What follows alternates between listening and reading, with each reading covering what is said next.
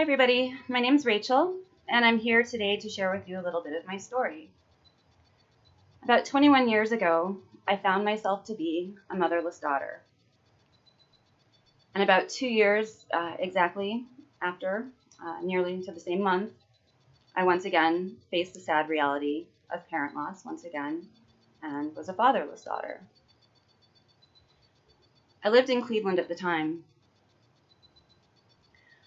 I stayed in Cleveland for a few years after my father's passing to handle the estate and take care of things. And I was one day walking my dog through a little neighborhood in Cleveland Heights of shops and restaurants and things. And I'm walking around feeling a little bit lost. It didn't really have any, not feeling a sense of community, having lost the family that connected me to that community. So as I'm walking through this little neighborhood, I hear somebody come out of a restaurant and call my name. I turn around and I see my old friend Mo from high school, who had been living in New Mexico for several years. Mo had been home in Cleveland for the summer visiting her mother. Mo and I reconnected and spent quite a lot of time together that summer. And when it was time for Mo to return to New Mexico, instead of Mo buying an airline ticket, I offered to drive her to New Mexico. Now, New Mexico had been a place that my father had often talked about when I was a kid. And he would often say things like, "Kids, someday we're going to move to New Mexico." Well, that never was able to happen for him. So in a way, it was like my way of paying tribute to my father. So Mo and I pack up my car, we pack up my dog, we pack up her 5-year-old son, and all of my earthly belongings. And we drive to a small town in southern New Mexico. I lived in this town in southern New Mexico for a good 7 to 8 years. But then my life began to feel like it was taking a turn south. So I decided to redirect the direction of my life, and I headed north. And I landed in a small little village community close to Albuquerque with my 2 daughters. I'm living in this little community, and it feels very comfortable and a nice place to live. And very small. You would often see people walking their llamas or their horses through the streets and things like that. So a little bit laid back. And so one evening after work, fall evening, I didn't feel like cooking, so I decided to take my daughters to the local pizza shop. And there we went to get our pizza and sit down and have a nice meal together. And the restaurant was rather quiet that evening, and sitting just a few tables away from us, we noticed there's this teeny tiny little elderly woman, probably in her mid to late 70s. And she's sitting there quietly, and she has this enormous salad a mile high. And she also has on her table her bicycle helmet and a menorah. It was the first day of Hanukkah. My daughters watched this woman with fascination as she got to the bottom of the salad and proceeded to light the menorah at the end of dinner.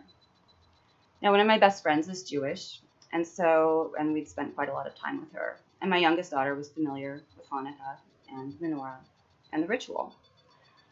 So my daughter just was very drawn to this woman, and so she kind of inched her way over and started to ask questions. They began to talk, and it turned out that this woman was an elementary school teacher from New York, and she'd been battling cancer, which she'd beaten 2 times in a row. So she explained this is why she eats these enormous salads every day. And we struck up a very, very friendly conversation. It was wonderful. So she was now our new friend. Shall we call her Sandra? And so Sandra, my daughters, and I had a wonderful conversation that evening, and we all went off in our own directions. Fast forward a few years. I often would see Sandra riding her bicycle around the streets of my little village community. And she was actually a competitive cyclist. Fast forward again. I was in a work meeting recently, maybe about 4 or 5 months ago. And in this meeting, one of my colleagues is a competitive cyclist.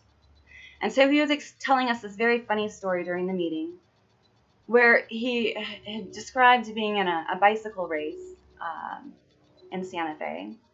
And he was racing up this mountain, and he was really, really struggling. Now, this colleague of mine was probably about 40-ish. And so my colleague friend is riding his bike up this mountain, and he's really, really slowing down. And all of a sudden behind him, he hears this whoosh of air coming up fast, this stirring of petals stirring up the air. And suddenly, this little teeny tiny bullet of a person just speeds past my colleague. And then she gets past him up to the top of the hill, and she dings the little bell on her bicycle. And she looks back at my friend, and she says, "And I'm 76. And I said to my friend, my colleague, I said, "I bet you I know who that person is. I bet you I know who that woman is." And so we look her up. We find a photo of her. And he said, "Yep, that's the one." And so it just felt great to know that she was still out there beating races, beating cancer, and all sorts of wonderful things like that. Now, this woman is pretty much a good staple person in my community.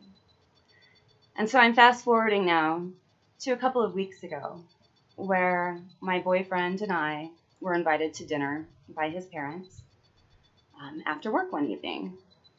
So we go to the Village Pizza Shop.